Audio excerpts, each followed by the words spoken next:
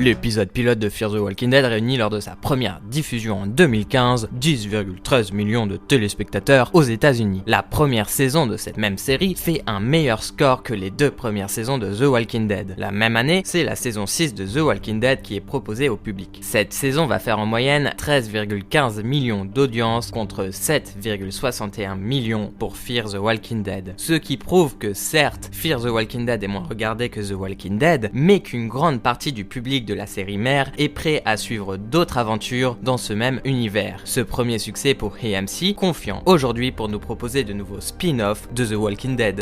Bonjour à toutes et tous, je suis Al, j'ai une chaîne YouTube consacrée aux séries et je suis un fan absolu de The Walking Dead. Bienvenue dans Radio Alexandria, le podcast autour de l'univers Walking Dead. Retrouvez un épisode tous les premiers mardis du mois à 18h et cela sur toutes les plateformes d'écoute et YouTube. Pour ce quatrième épisode, nous allons revenir sur la saison 8 de Fear the Walking Dead qui conclut selon spin-off et j'en profiterai pour vous donner mon top saison de Fear the Walking Dead. Ensuite, je parlerai de la montée de la violence dans la série mère. Pour finir, et comme d'habitude, nous parlerons de l'actualité Walking Dead. La saison 8 de Fear the Walking Dead vient de se conclure. C'est une saison particulière car c'est la dernière du show. La saison 1 de Fear the Walking Dead est sortie en 2015 et est le premier spin-off de The Walking Dead, avec 8 saisons qui est une longévité incroyable pour un spin-off. Si en 2022 nous avons dit adieu à The Walking Dead, on s'attendait à ce que Fear the Walking Dead porte cet univers étendu. Mais finalement, AMC a annoncé que la saison 8 serait la dernière, si bien que seulement un an après la fin de The Walking Dead, nous disons adieu à Fear the Walking Dead. Et donc c'est les nouvelles série qui porte désormais l'univers Walking Dead, avec Dead City, Daryl Dixon et The WoW One Live, le spin-off autour de Rick et Michonne qui va sortir en février 2024. Pour le moment, ces nouveaux spin-offs semblent être un pari réussi.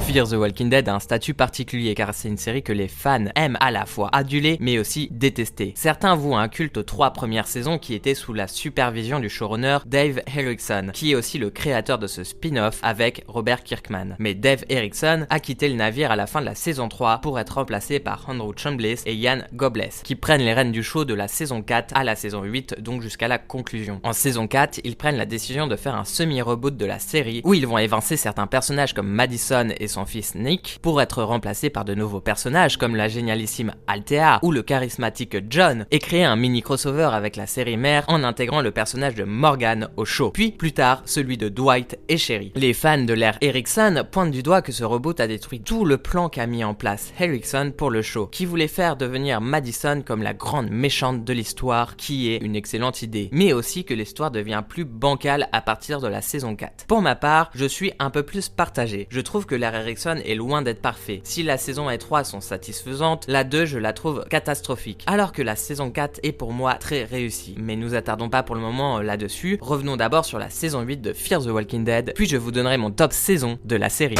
Pour cette ultime saison, nous sommes passés de 16 épisodes à 12 épisodes pour conclure l'arc d'énormément de personnages. C'est dommage et cela se ressent, surtout dans la deuxième partie qui est vraiment rushée. J'ai trouvé que la première partie était encourageante et beaucoup plus réussie que cette deuxième. La première partie est beaucoup plus nostalgique, elle conclut l'histoire de Morgan qui retrouve la paix intérieure et décide de retrouver Rick. Alors quand je dis conclut l'histoire de Morgan Jones, c'est pour le moment car il n'est pas exclu qu'on le retrouve après auprès de Rick, soit dans la série The WoW One Live ou pourquoi pas dans la fameuse série qui a été annoncée, ce sort de crossover ultime où on retrouverait plein de personnages de toutes les séries The Walking Dead. Pour moi, Morgan reviendra, c'est à peu près sûr. Après, on sait toujours que suivant les disponibilités des acteurs ou des changements de plan des showrunners, ça se trouve il ne sera pas présent, mais j'ai fortement l'impression que pour le moment le plan c'est que Morgan retrouve un moment Rick. Ce qui est d'ailleurs une très bonne idée car c'est Morgan qui va montrer les règles de ce nouveau monde à Rick. Morgan est la première personne que va croiser Rick, enfin il y a tout un parallèle entre les deux qui va jouer durant les 8 premières saisons de The Walking Dead et même dans Fear the Walking Dead il est introduit par Rick et il se conclut par Rick. Enfin il y a vraiment un lien très fort entre ces deux personnages qui est pas à prendre à la légère.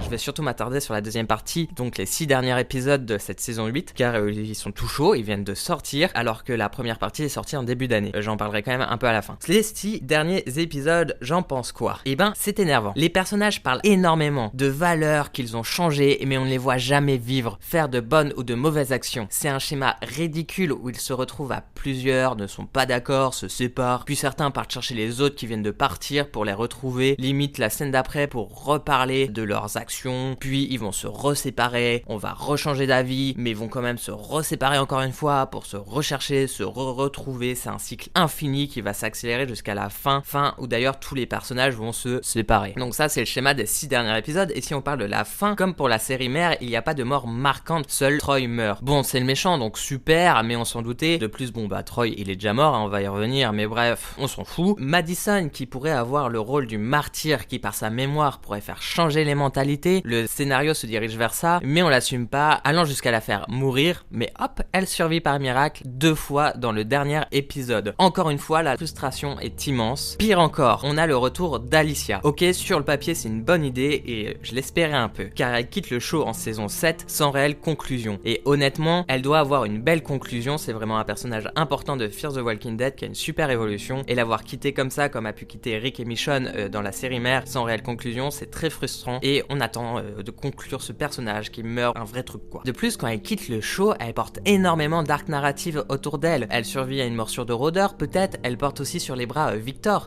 qui réfléchit uniquement à ce que voudrait Alicia. C'est aussi Alicia qui porte l'idée d'aider les autres, mais là, elle revient pourquoi? Juste retrouver Madison, qui a survécu 2 fois par magie, alors que toute la deuxième partie tourne autour d'Alicia en fait. Toute la deuxième partie, c'est quel héritage a laissé Alicia? Est-ce qu'on va la retrouver? Est-ce qu'elle est morte? Est-ce qu'elle va arriver nous aider au dernier moment? Et là, elle arrive, tout est fini. La menace a été éliminée, il y a un petit saut dans le temps qui est vraiment faible, hein, je pense que c'est quelques jours. Et là, on la voit, elle vient juste retrouver sa maman et retourne ensemble vers Los Angeles pour aider les gens. Super, encore une fois, on ne va pas au bout des idées. Si Alicia, on en parle pendant 6 épisodes comme un héritage, comme quelqu'un d'important, une sorte d'aura auprès des survivants, comme une femme qui s'est sacrifiée pour les autres, autant lui donner une fin cohérente en valeur avec ce principe. Elle aurait pu arriver justement quand Padre était en train de s'effondrer et sauver tout le monde au péril de sa vie et même mourir. Ou alors prendre complètement le contre-pied et se rendre compte qu'elle en avait ras la casquette et qu'elle est devenue ultra égoïste, voire une grande méchante, comme le plan pour Madison à la base. Ça aurait été un contre-pied intéressant. Là c'est juste ok, on la revoit, mais on n'en fait rien, juste un coucou pour les fans en mode oui je suis en vie, t'as vu? Mais ça n'a aucun intérêt. J'espérais aussi que la série allait conclure l'arc narratif de la plupart des personnages principaux qui ont porté le show durant des années, comme Victor, Daniel, Luciana, June, Dwight et Sherry, mais cette deuxième partie se concentre sur Troy, Otto et Madison, 2 personnages qui étaient jusque-là considérés comme morts. C'est frustrant car on ressent une nette cassure entre les 2 parties de la saison, et c'est comme si les 6 derniers épisodes étaient un nouveau reboot sur 2 personnages oubliés, car encore une fois, ces 2 personnages sont censés être morts, et tous les personnages qu'on a aimés sont complètement effacés au profit de ces 2 personnages pas morts, mais censés l'être, et d'un nouvel arc narratif qui est assez chiant au final. C'est assez frustrant car en 6 épisodes, il faut installer leur retour, leur combat et leur chute, et c'est pour cela que ça ne marche pas, car rien que leur retour est incohérent. Même si Madison, son retour est installé depuis la fin de la saison 7, le dernier épisode, donc depuis 7 épisodes avant cette dernière partie, Troy il revient comme ça, hip-hop. De plus, Madison et Troy ne savent pas ce qu'ont traversé les personnages que nous avons suivis. Donc faut arriver à lier tout ça, ce qui donne cette chose bizarre, cette conclusion, où on conclut sur 2 personnages qui ont déjà eu le droit à leur conclusion, qui sont morts mais qu'on a ressuscité pour réinstaller et pour créer quelque chose d'assez incohérent. Si bien que nos personnages que nous on aime ont pas vraiment de fin. Certains comme June ou Alicia ont un temps à l'écran très faible, ce qui est insensé. De plus, seul Victor a une conclusion satisfaisante, car on ressent enfin qu'il a changé, et notamment grâce à Madison et Alicia. Mais alors pour Daniel, super, il retrouve son chat. Je sais même pas si c'est cohérent en termes de chronologie, vu qu'entre la saison 7 et 8, il se déroule 7 ans, et qu'un chat vit une bonne dizaine d'années. Puis il dit qu'il en a marre de la guerre. Ok, il a travaillé dans les services secrets avant et s'est battu tout au long du show. Mais encore une fois, c'est juste du blabla. Il le dit, on ne le voit pas dans l'action, on ne le voit pas baisser les armes. C'est une fin bâclée pour ce personnage. Luciana et June, on n'en parle même pas. Alors pour Dwight et Sherry, c'est plus particulier. Ils ont un épisode qui leur est quasiment consacré. Ils reviennent au sanctuaire. Si le début de l'épisode est exceptionnel pour le personnage de Dwight, qui fait face à ses démons passés et qui est totalement perdu, allant jusqu'à tuer un homme en le jetant dans un feu ardent, c'est au final un épisode assez plat qui va suivre, où finalement Dwight accepte son rôle de leader pour les enfants de Padre, si bien qu'à la toute fin de la série, suite à l'effondrement de Padre, Dwight et Sherry pensent installer leur nouvelle communauté au sanctuaire. Ok, bizarre mais ok. Mais 2 trucs que je comprends pas. Dans l'épisode où ils retournent au sanctuaire, celui-ci tombe en ruine, donc il n'y a pas de possibilité d'avenir dans ce lieu. Et s'ils retournent au sanctuaire, ils vont forcément tomber sur Alexandria et le Commonwealth. C'est inévitable et assez incohérent que les groupes ne se soient pas croisés maintenant qu'ils sont si proches géographiquement. D'autant plus que le groupe d'Amphir parle énormément au Toki et que les survivants aux alentours entendent autant parler des aventures de Madison et d'Alicia. Ça me paraît vraiment bizarre que maintenant ils soient si proches et que Alexandria ait pris une telle ampleur avec le Commonwealth et que Fear ait une telle résonance auprès des survivants et que les groupes ne se soient jamais croisés. Par contre, mini théorie dont Daryl Dixon, Carol dit via la radio à Daryl est revenu. Quand je dis c'est que Daryl, comme nous, ne comprend pas le nom de la personne revenue. Carol, en le disant, semble gênée. Ma première idée était que c'est Rick qui est revenu. D'autant plus que le nom semble très court, comme une syllabe par exemple. Mais Carol semble être gênée via cette révélation. Si c'est Rick, pourquoi serait-elle autant gênée? Il est revenu, mais en piteux état peut-être. Mais cela me paraît un peu incohérent. Par contre, cela pourrait être aussi le retour de Dwight. En effet, c'est Daryl qui l'a exilé, et les deux ont un passé de rivalité, si bien que cela expliquerait qu'elle soit gênée, et encore une fois, on pourrait aller avec ça, avec cette idée de cette série qui réunirait la plupart des personnages qu'a annoncé EMC, et donc le sanctuaire aurait été repeuplé par Dwight et Sherry et leur communauté. Si bien que Daryl va devoir se confronter, enfin s'il revient aux États-Unis, à cette idée, une nouvelle guerre, un pacte d'amitié, enfin voilà, il y a cette idée qui est assez probable. Encore une fois, Dwight, c'est une syllabe, c'est assez court, donc ça pourrait correspondre à ce que dit Carol à la radio. Géographiquement, c'est pas si déconnant, s'ils reviennent au sanctuaire, Alexandria va le découvrir forcément. C'était ma petite théorie que je trouve sympathique. Alors la fin, vraiment décevante. Comme je l'ai dit, il n'y a pas de mort marquante. Et ils sont tous à un carrefour pour se dire adieu en se divisant en 5 groupes distincts, prenant chacun une direction différente. Vraiment, à l'image de cette fin de saison, aucune décision n'est prise. Ce n'est ni un happy end, ni une fin triste. C'est un point mort, un point zéro. On n'a ni reculé, ni avancé. Ça pourrait reprendre 2 minutes après la série. C'est décevant, car encore une fois, on ne conclut rien. On va maintenant parler des points positifs. Il y en a certes moins que des points négatifs, mais il y a quelques points positifs à cette 8e saison. Déjà, et ça depuis plusieurs saisons, la mise en scène est toujours aussi réussie. On a des plans vraiment magnifiques, une ambiance très qualitative de post-apo. Même si je trouve que c'est dommage que ce soit si peu centré sur les anciens personnages, on a Dwight qui devient de plus en plus intéressant. Au début de la saison 8, son fils Merle meurt. D'ailleurs, c'est assez marrant, son fils s'appelle Merle, comme le frère mort de Daryl. Donc est-ce que ça serait un petit clin d'œil pour aller vers la théorie que j'ai citée plus haut, à voir plus tard. À la mort de son fils, il perd totalement pied et la scène où il tue cet homme par le feu, c'est d'une horreur et d'une force. Et ensuite on a sa rédemption, malheureusement qui est un peu bâclée, mais c'est vraiment un personnage qui est devenu intéressant au fil des saisons et surtout lors de cette saison 8. D'abord via son histoire d'amour avec Sherry, puis surtout dans cette saison avec sa chute.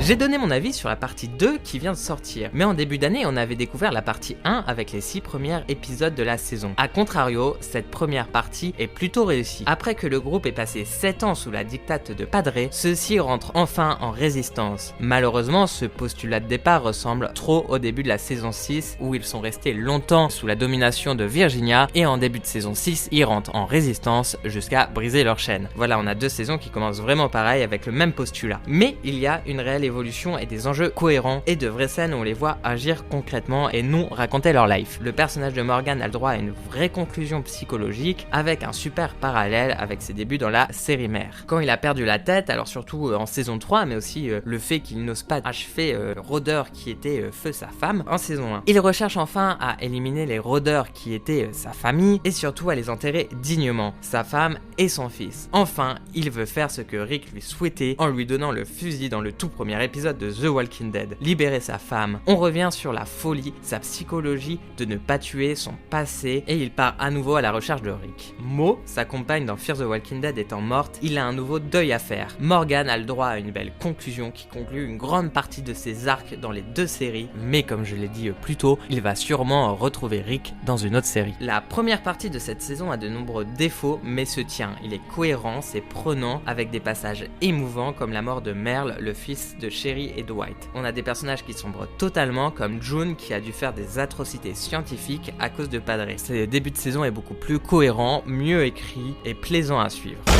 Fear the Walking Dead vient donc de tirer sa révérence avec cette ultime saison 8. C'est l'occasion pour moi de vous donner mon top saison de cette série. En 8ème place, la saison 2. C'est la saison sur l'Abigail, le bateau de Victor. Et c'est pour moi incontestablement la pire des saisons de Fear the Walking Dead, mais aussi de tout l'univers Walking Dead. Pour tout vous dire, j'avais commencé une première fois Fear the Walking Dead en 2015 lors de sa sortie de la première saison. Première saison que j'ai grandement appréciée, mais quand en 2016 je visionne la saison 2, je décide d'abandonner le spin-off. C'est qu'il y a peu que j'ai redécouvert la série en la reprenant, donc oui, vous avez bien compris, j'ai visionné 2 fois la 2e saison de Fear the Walking Dead. Je sais, c'est horrible. Donc, saison 2. Mais quelle idée, rien ne va dans cette saison. Le bateau est comme un cheat code qui rend le groupe invulnérable aux dangers extérieurs, les personnages deviennent détestables avec des plans sur l'Abigail très cheap. Je dis non, non et non.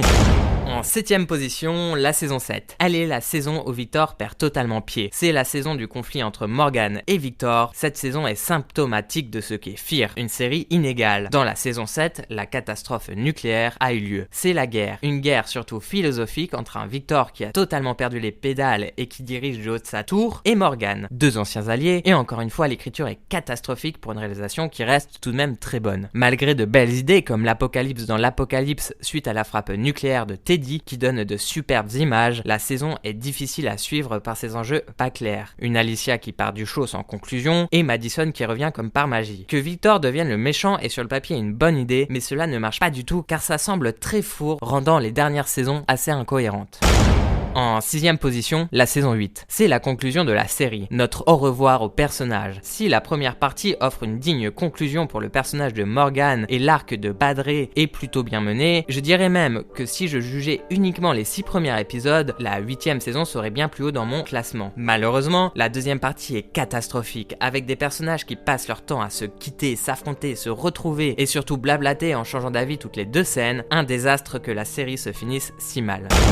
En 5ème position, la 6ème saison. C'est la saison où le groupe est prisonnier de celui de Virginia. C'est aussi à partir de cette saison que le scénario de la série part définitivement à la dérive. C'est une saison remplie de super idées de scènes. J'ai adoré que June a sa clinique itinérante, la secte de Teddy qui fait exploser une bombe nucléaire, la mort de Jones qui est la scène la plus triste de toute la série. Mais à partir de cette saison, on constate que malgré les bonnes idées, la série devient bancale car les intrigues pop sans prévenir, les personnages racontent plus qu'ils ne vivent, les arcs narratifs vont trop vite, du coup cela rend incohérent les changements psychologiques de nos personnages. Les idées sont bonnes, mais trop mal connectées les unes des autres. La saison est à la fois bonne sur plein d'aspects, mais on n'a pas un ensemble homogène qui donne une cohérence, un suivi logique qu'on a envie de vivre et revivre. Bref, les showrunners se perdent malgré le tas de bonnes idées. En 4ème position, la saison 5. C'est la saison de la guerre froide entre Morgan et Virginia. Si les saisons citées jusque-là, donc la 2, la 7, la 8 et la 6, je les trouve mauvaises, à partir de cette 4ème position, je trouve les saisons plutôt réussies. Cette saison 5 est vraiment intéressante. Dans la première partie, le groupe porté par Alicia et Morgan cherche à aider le plus de gens possible, à la fois concrètement, mais aussi grâce à des vidéoclips réalisés par Altea. Puis le groupe de Virginia arrive et là, une nouvelle guerre commence, mais une guerre originale dans l'univers Walking Dead. Une guerre froide à travers des actions de propagande vidéo et des sabotages qui ne tuent pas directement. Le scénario de cette saison est cohérent. Le groupe est sur la route, ce qui donne toujours dans Walking Dead des choses intéressantes. J'adore le personnage de Virginia, j'adore aussi l'idée de cette dernière marche vers le parc western, comme la marche de la dernière chance. Au niveau de la mise en scène, vraiment bon. D'autant plus qu'on intègre des plans filmés directement par nos personnages. Des plans donc en fan footage, c'est super original et permet de jouer autrement sur la peur et l'attachement qu'on a au personnage. J'ai d'ailleurs analysé un épisode de cette saison dans une vidéo de Radio Alexandria. Je vous mets le lien ici en fiche ou en description. Dans cet épisode, Canal 5, il y a un super plan séquence filmé en fan footage dans une scène d'action, ce qui rend l'immersion encore plus grande, j'adore. En 3ème position, la saison 3. Cette 3ème saison, c'est la saison du Mexique. Le groupe de Madison s'installe dans la ferme de la famille Dotto. Une saison où la guerre est plutôt interne, entre 2 visions du monde, entre 2 familles rivales. C'est la saison des rivalités avec le personnage de Troy Otto, qui est vraiment taré, et est superbement interprété. J'ai adoré la scène où Alicia doit tuer des hommes et des femmes de sa communauté pour essayer d'en sauver d'autres. La scène est déchirante, et c'est le début d'une réelle évolution du personnage. Je dirais même que c'est à ce moment précis qu'Alicia devient un personnage ultra intéressant et nuancé. Même si la saison est bien écrite et cohérente, je la trouve un peu lourde, un peu lente, avec des enjeux assez faibles. En 2ème position, la saison 1. C'est la saison de la présentation des personnages qui vont porter le show. Une série qui démarre au début de l'apocalypse, permettant d'en apprendre plus sur l'univers Walking Dead, comment le gouvernement a laissé la situation leur échapper. Les personnages sont installés tranquillou et on s'y attache. Surtout la famille Madison et celle de Daniel. La série promet d'avoir une mise en scène bien différente de la série mère, mais bien travaillée. On ne sait pas encore où va le show, mais cette première saison a su installer ses personnages et ses intrigues avec brio. C'est une saison courte, 6 épisodes, mais avec peu de points négatifs. En première position, la saison 4. La saison 4 est la saison du semi-reboot. À la fois un crossover avec The Walking Dead en incorporant Morgan, mais aussi de nouveaux personnages géniaux comme John et Althea. Sans oublier de garder des personnages importants des 3 premières saisons, comme Alicia. J'ai adoré ce reboot de la série. C'est à partir de cette saison qu'il y a un soin extrême à la mise en scène qui est superbe. J'adore les flashbacks de la communauté du stade, donnant une belle fin aux personnages de Madison et de Nick, tout en donnant de l'épaisseur à Alicia et aux autres survivants. Ils ont tout perdu et deviennent cruels, rentrant en opposition directe avec la philosophie de Morgan. Ce schéma de guerre sur la philosophie de vie va perdurer jusqu'à la saison 8, mais c'est dans cette saison 4 que c'est le plus réussi. Après, ça devient un peu ridicule. En autre point positif, il y a l'apparition de Rick, Carol et Jésus qui fait toujours plaisir. C'est ma saison coup de cœur de la série.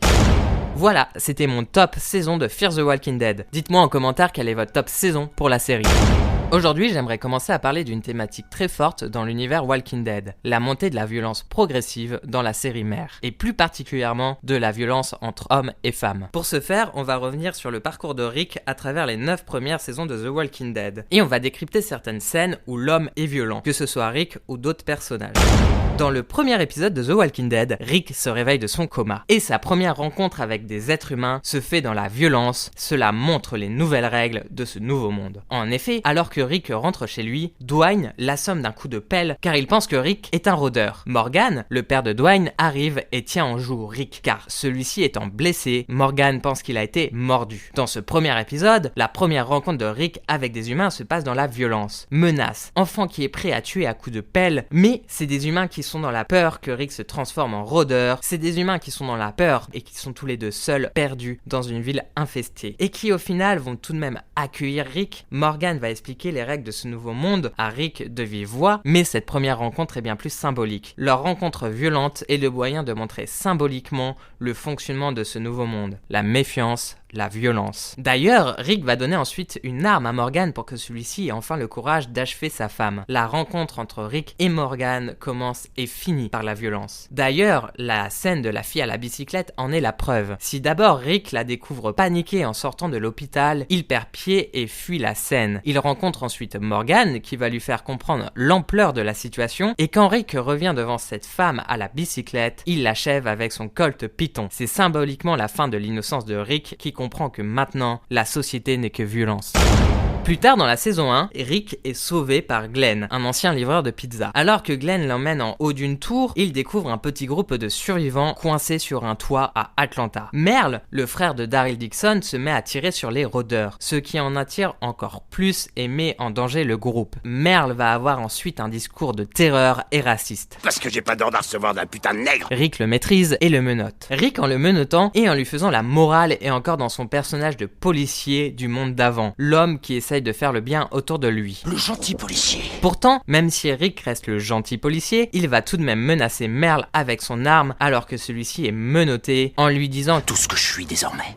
C'est un homme à la recherche de sa femme et de son fils. Rick est à la frontière de basculer dans la violence au nom de ses convictions pour retrouver sa famille. Cette fois-ci, la violence vient d'une personne qui était à la base violente dans le monde d'avant. Cette scène montre que l'humain n'a pas encore sombré, que nos codes moraux sont encore valables en ce début d'apocalypse, mais que les personnages déviants dans le monde d'avant sont toujours dangereuses pour les groupes de survivants. Toujours dans la saison 1, il y a l'épisode de la maison de retraite qui est d'ailleurs écrite par Robert Kirkman lui-même. Rick retrouve sa famille, mais décide de repartir à Atlanta pour récupérer des armes qu'il avait chopées dans son commissariat, mais fait tomber à Atlanta parce que voilà, c'était un peu la pagaille. Glenn, Rick, T-Dog, Daryl Dixon reviennent à Atlanta pour chercher ses armes. Mais en récupérant les armes, Glenn se fait kidnapper par un groupe ennemi, groupe qu'on va appeler comme le nom de l'épisode, le gang. Le gang propose un marché à Rick qui est très clair. Glenn contre les armes. Pour la première fois, Rick est prêt à en découdre contre tout code moral. Avec T-Dog et Daryl, ils chargent les armes et vont à la porte de la communauté du gang, prêts à tirer dans le tas. Rick assume pleinement ici son côté obscur. Comme plus tard avec Negan, c'est Rick qui est l'agresseur. Gros plan sur ses yeux, il est prêt à abattre le leader de la communauté rivale. Mais c'est en apercevant que ce gang aide en fait les personnes âgées à s'en sortir que Rick baisse les armes et décide de lui-même les partager. Cette scène symbolise la montée progressive et inévitable de la violence. Le carnage est évité de peu, mais la scène montre les prémices de la guerre entre groupes pour protéger ses acquis, mais aussi prospérer grâce aux ressources, ici les armes. Direction la saison 2. Rick est avec Shane et Carl à la recherche de Sophia, la fille de Carol qui a disparu en pleine forêt. Alors qu'ils aperçoivent un cerf, Carl est fasciné. Un moment de répit, de poésie, de cohésion avec la nature s'installe. Mais après ce court instant de suspension dans le temps, un bruit. Carl s'écroule. Il est victime d'un accident de chasse. Otis, un proche d'Herschel, vient de lui tirer dessus indirectement. En abattant le cerf, la balle traverse le cerf et touche Carl. On se rend compte que la menace est partout. D'autant plus qu'ici, c'est un moment de pause, de répit pour nos personnages qui commencent à en baver. Ici, on leur dit non. On ne peut pas baisser notre garde, même pas une seconde. Ce qui est marrant, c'est que c'est la première fois qu'un membre du groupe est touché par balle. D'autant plus drôle que le nom de l'épisode est Ce qui nous attend, montrant bien que les hommes vont bientôt s'entretuer, que la menace principale va passer des rôdeurs à l'homme. De plus, c'est un enfant qui est touché par balle, alors qu'il est à la recherche d'un autre enfant perdu en forêt, et qui, on le saura plus tard, cet autre enfant n'a pas survécu. Le ton est donné, la série est gore, personne n'est en sécurité, on s'attaque même aux enfants. Toujours dans notre idée de violence, ici c'est accidentel. D'autant plus qu'on va s'en apercevoir, Otis est un homme foncièrement bon, mais dans cette saison 2, les choses vont se corser.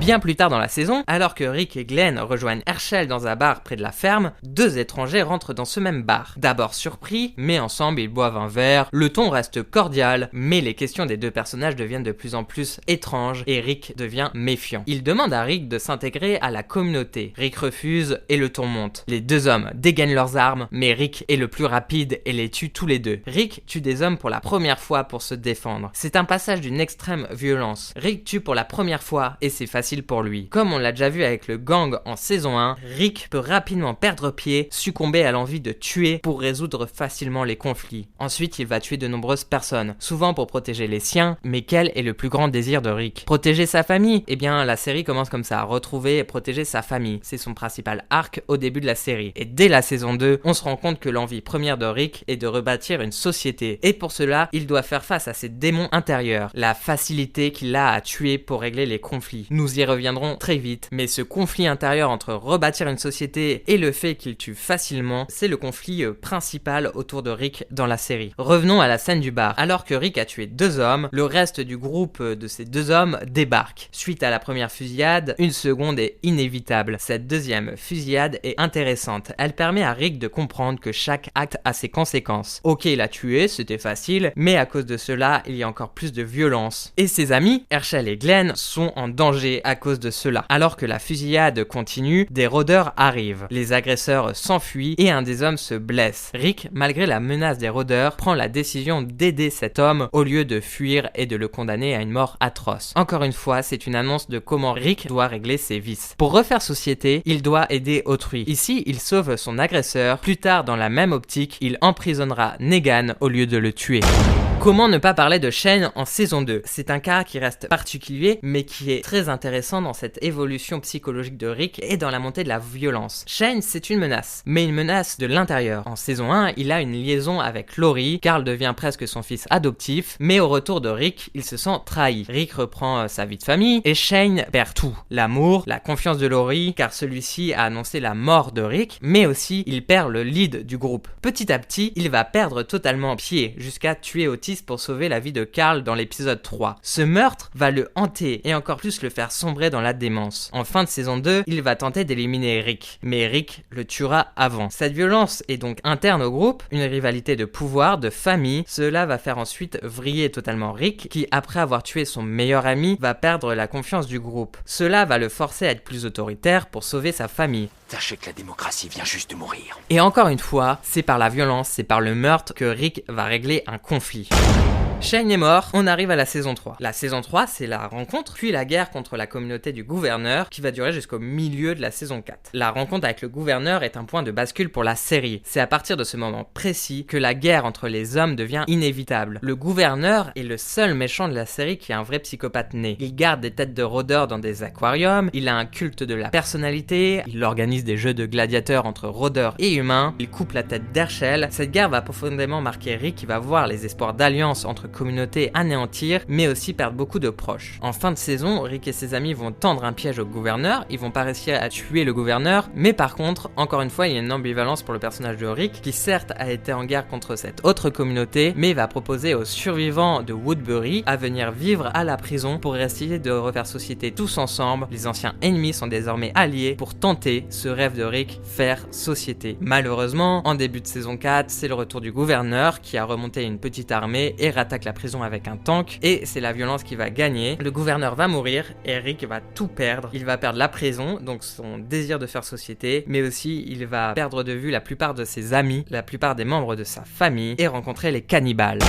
Donc en deuxième partie de saison 4, il y a un tournant mais d'une importance pour la série. Rick mord un homme pour se défendre. Et ça avant la rencontre officielle avec la communauté du Terminus, communauté qui attire des survivants pour les bouffer. Cette morsure de Rick est symbolique. Il a perdu la prison, les membres de son groupe sont séparés, Laurie est morte et aussi son désir d'arrêter de se battre est vain. Pour rappel, au début de cette saison, il décide de se retirer de la gouvernance de la prison pour devenir fermier. Mais suite à l'attaque du gouverneur, il perd tout. C'est l'apogée de la violence. Rick devient officiellement un mort-vivant. C'est le nouveau monde qui a gagné. On arrive d'ailleurs à l'apogée d'un Rick qui aura une facilité à tuer pour régler tous ses conflits. Et c'est aussi l'apogée d'un Rick qui pense qu'il n'y a plus d'espoir pour refaire société pour ses enfants.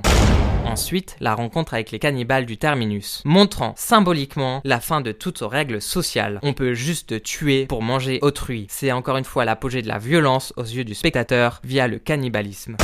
Suite à cette rencontre, on rentre dans un nouveau stade pour Rick et sa bande, l'acceptation de la violence. Cela commence réellement à leur arrivée à Alexandria. Le groupe de Rick se sent invulnérable après ce qu'ils viennent de traverser et ils sont prêts à faire un putsch violent pour prendre le pouvoir de la ville. Et ça, ils y arrivent en fin de saison 5. Rick fait un discours de paix alors qu'il abat un homme de sang-froid et qu'il est couvert de sang, tout en prenant le pouvoir. C'est un contrepoint visuel magnifique. Ensuite, le groupe de Rick rencontre la colline. Les membres de la colline expliquent aux membres d'Alexandria qu'ils sont prêts à faire une alliance, à faire des échanges commerciaux, mais qu'il y a un problème. Un groupe, appelé les Sauveurs, leur réclame la moitié de leurs biens, de leurs possessions. C'est pourquoi Rick, qui je le rappelle, son désir premier, c'est de refaire société. Pour lui, une alliance entre la colline et Alexandria, c'est le début de refaire société. On arrive à faire communauté ensemble entre personnes, maintenant on peut refaire alliance entre mini-sociétés jusqu'à reformer quelque chose de plus grand. C'est vraiment une étape importante cette alliance pour refaire société. Et comme on l'a vu, Rick, il passe par la violence pour gérer les conflits. Donc, il décide d'attaquer simplement les Sauveurs. De plus, c'est une attaque sauvage. Il profite que les Sauveurs dorment pour les tuer dans leur sommeil. C'est cruel et sans honneur. Ici, Rick montre encore une fois qu'il a une facilité d'utiliser la violence et le meurtre. Pourtant, en fait, il s'attaque qu'à un avant-poste et le groupe de Negan, il est beaucoup plus fort que ce que Rick pensait. Et ensuite, il va donc rencontrer Negan. Ce qui est intéressant avec Negan, c'est que c'est pas du tout un psychopathe né par rapport, par exemple, au personnage du gouverneur. Negan, c'est le miroir de Rick. Lors de sa première apparition, les spectateurs ont été marqués par la violence, la cruauté de la scène. De voir Negan défoncer le crâne à coups de Lucille, sa petite batte de baseball, il défonce donc le visage d'Abraham et surtout de Glenn. Mais comme j'en ai parlé dans le premier épisode du podcast, Negan utilise la violence et une fausse folie pour faire spectacle et terrifier les autres communautés. D'ailleurs, je vous invite à aller écouter ce premier podcast qui parle surtout de Negan, sa relation aussi avec Maggie et de Dead City, en lien ici ou en description. Les réactions des spectateurs face à cette scène prouvent que le jeu de Negan de faire de la violence un spectacle est réussi, car pour la première fois dans la série, la violence fait vivement réagir et est contestée par les médias, par le public. Alors qu'on sort de saison où le groupe de Rick abat des gens dans leur sommeil, tue violemment à coups de machette les hommes dans l'église, sans parler du passage où on voit des cannibales manger la jambe de Bob. Ces actes d'une extrême violence, moralement inacceptables, n'ont pas fait parler d'eux, alors qu'ils sont tout autant, voire plus choquants. Suite à ce défonçage de crâne en règle, la guerre entre les deux communautés est inévitable, mais d'autant plus inévitable que Rick et Negan sont des miroirs l'un de l'autre. Ils ont la même envie, sauver leur communauté et reconstruire société. Ils sont juste pas d'accord à comment on reconstruit société. Et encore, je l'ai dit, Rick utilise la violence. Negan fait spectacle de la violence. La limite, elle est vraiment très fine entre comment font ces deux personnages. La violence devient donc littérale. Pendant 2 saisons, on a une guerre ouverte avec des batailles rangées. Et suite à cette guerre, on arrive au dernier arc important de la montée de la violence dans The Walking Dead, la résolution de ce conflit intérieur de Rick qui tue par facilité pour gérer ses conflits, ça va se résoudre par son désir de refaire société. Et donc le dernier acte de cette petite analyse, c'est la rédemption. Après une longue guerre entre les Sauveurs et Alexandria qui va durer 2 saisons, la paix arrive enfin. Et c'est la rédemption vis-à-vis de la violence. Vouloir un autre monde pour leurs enfants, un monde inspiré des dernières volontés de Carl qui a malheureusement succombé à cette guerre. Donc pour avoir paix, il y a fin de guerre. À la fin de la guerre, c'est le groupe de Rick qui gagne. Cependant, Rick décide, et il prend seul la décision, d'épargner Negan et de l'enfermer à vie pour ses crimes. C'est un passage d'une extrême importance, il faut le comprendre. De plus, la phrase « Que ma miséricorde l'emporte sur ma colère ».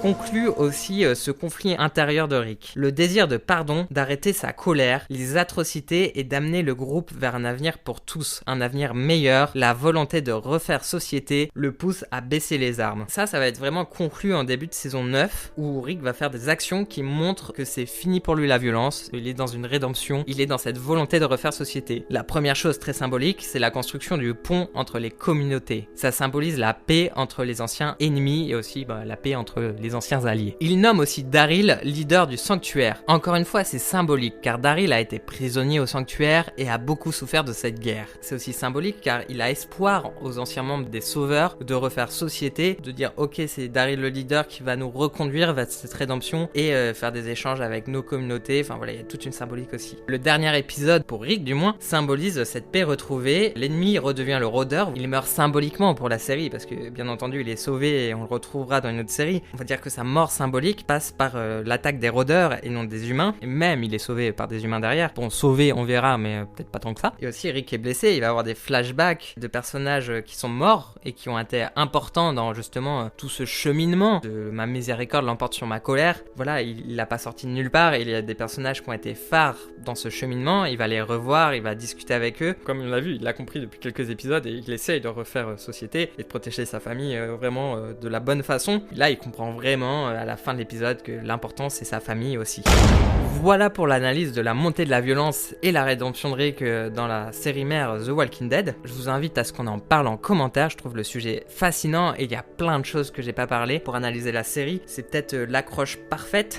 Pour finir ce 4e podcast, on va parler de l'actualité. Vraiment une actualité assez pauvre au mois de novembre, on va quand même en parler. Le jeu The Walking Dead Destiny est sorti le 14 novembre sur la plupart des plateformes, mais en version numérique. L'édition physique du jeu sera disponible en magasin à partir du vendredi 1er décembre. Suivez mes réseaux, je vais essayer de peut-être faire un let's play ou peut-être quelque chose, je sais pas encore, mais j'ai vraiment envie de faire ce jeu avec vous. Et de plus, dans le prochain épisode du podcast, je ferai un retour complet sur le jeu. J'ai pas été spoilé sur l'histoire, le gameplay ou quoi, je sais juste que le jeu a vraiment pris tarif sur l'esthétique. Il y a une courte bande-annonce qui est sortie de The One World Live, donc le spin-off autour de Rick et Michonne. Il y a pas beaucoup d'images en plus, on voit ce qu'on suppose être des méchants, on voit un peu plus d'images de Rick, d'ailleurs on voit Rick qui se réveille sous des draps blancs et tout, qui fait évidemment référence à son coma, mais aussi à l'épisode 5 de la saison 9, donc son dernier épisode, mais voilà, il y a plein de références. Cette bande-annonce est sortie, je crois, lors de la diffusion des 2 derniers épisodes de Fear the Walking Dead, et surtout, ce que nous apporte cette bande-annonce, c'est une date plus précise. On sait que le premier épisode va sortir le 25 février 2024. Autre petite actualité, c'est que la saison 2 de Daryl Dixon est actuellement en tournage en France, voilà, ça a repris depuis plusieurs semaines.